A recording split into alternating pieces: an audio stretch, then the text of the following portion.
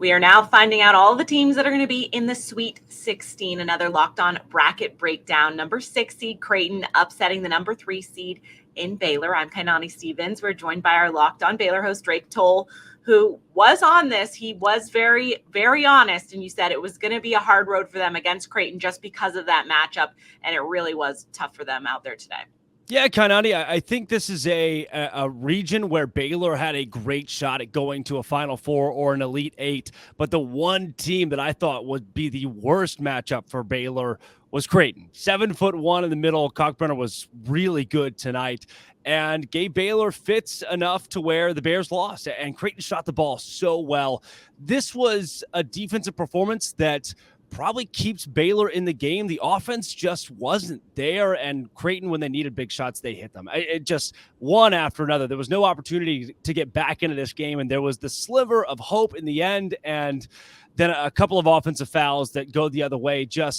It's a game you hate to see as a fan, and you hate for your season to end on one like this, just a hard-fought, dirty battle, but it's exactly what you got, and I expected nothing less from the Blue Jays.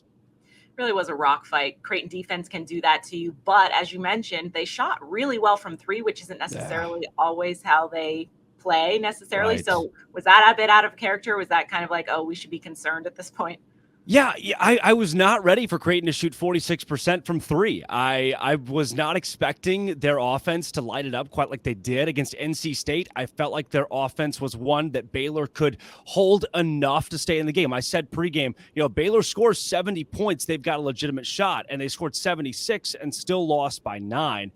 They just allowed Creighton open looks a lot. And when Creighton got those open looks, they didn't miss. I want to go back, and I know it's a little odd to do, but the Fairleigh Dickinson-Purdue game. Fairleigh Dickinson said, Purdue, shoot the open three ball. We're going to guard the guys inside. If you make it, you win. And obviously Purdue didn't make them. Baylor said, Creighton, shoot the open three ball. If you make it, you win. And Creighton did exactly that at 46%. And what's worse, Baylor, the second best offensive team in America, shoots 22.7% from three. If you're going to win a game when your offense is your bell cow, when your offense is your catalyst, you cannot shoot that terribly from deep. The Bears could not get one to fall on a prayer. And that was the downfall. I mean, if Baylor, who goes 5 for 22 from three, if they shoot their normal, 9 for 22, they're right in the thick of this game. But shots wouldn't go. They weren't getting great looks either. And in the end, Baylor losing this game by 9. I was shocked how it happened in that Creighton did shoot so well from deep. At this time of year, a lot of it is matchups. You have to get a little luck on your side. Is the officiating something that fans should have been overly concerned about, or is that just the latest part of many issues they had today? Yeah, Kainani, at my last count, I think it was 7 offensive fouls. What happens in March is you get out of these typical crews. The Big 12 has their rotation of, 40 some odd officials that you see pretty much every night. You know them, you know how they call the game. You get into March and it's kind of a toss up. So these guys were very picky about offensive fouls and moving screens. And Baylor's just a team that brings their big men out to screen a ton, and any little semblance of movement was coming the other way. It didn't feel like defensively Baylor got charged with too much that they weren't guilty of, but offensively it was the little chippy stuff. And Scott Drew was really vocal about that. A few people had tweeted out that in timeouts and any breaks in the game, he was in the officials' ear, at least asking questions and inquiring about offensive fouls. And that's where the Bears, it's 7 of those. You're really struggling. So the adjustment wasn't made. Young Josh Ojenwuna and Flo Thamba, and even Jonathan Chamo-Chachua, who were coming out for those screens, got buzzed a lot.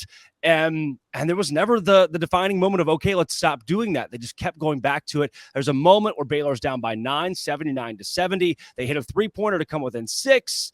And it's waved off for an offensive foul. That could have been a huge game-changing play, but Kainani, instead, the offensive fouls were right there. I know a lot of Baylor fans are going to ask questions. I'm going to ask questions, but I don't think it's bad officiating. It's just that this game was officiated differently than the Bears are used to. Going forward, I'm sure you'll go over more of this in depth on your show, but looking for this program, when you win a national championship, it's always hard. The immediate year or 2. Yeah. So obviously this program's a 3 seed. They're not bad by any means, but to kind of try to put together another crazy run like that, where do you see the future of the program even just next season? I love that you asked that question. And it's something I tweeted with about a minute and a half to go in this game. And it's that Baylor's got to get away from the one and done culture. They have started to embrace that and bring in more of these top 5, top 15 prospects that are not program builders, but NBA ready talent. If you want to sustain national championship caliber teams, those aren't the guys you want on your roster. I know it's kind of weird to say that you want talent that's not at the top of its class, but to win in college basketball, that's what these teams are doing. Kansas is not a one and done culture. Baylor, who won a title, Virginia, who won a title, that's not what these teams are built off of. And I also love that you mentioned national championship a couple of years removed. Look at Virginia. They lost to Furman and missed the tournament last year. Look at Kansas. They lost to Arkansas this weekend, and they'll be out before the Sweet 16. It's really tough to win a national championship and be at the top of the class even the next couple of years after, because and Kanani, it's so odd, but because your recruiting classes become one and done heavy when you're promoting your program at such a high level. That's what's happening to Baylor right now. They're getting guys like Keontae George and Kendall Brown that come in. They are NBA ready, but it's a more individual style of basketball, and you've seen that from both of those guys who are now NBA prospects. If Baylor wants to get back to a national championship level, they've got to go to 2021, where all 5 of your starters have 3 years of experience. And that's the way it is these days, especially with the transfer portal. You see people switching around a lot. So obviously a lot for them to work on in the offseason. Well, and Drake, I'm sure you will go over all of this on Locked On Baylor. We have all of these bracket breakdowns for you here on Locked On College Basketball. And all of this is a part of Locked On Podcast Network, your team every day.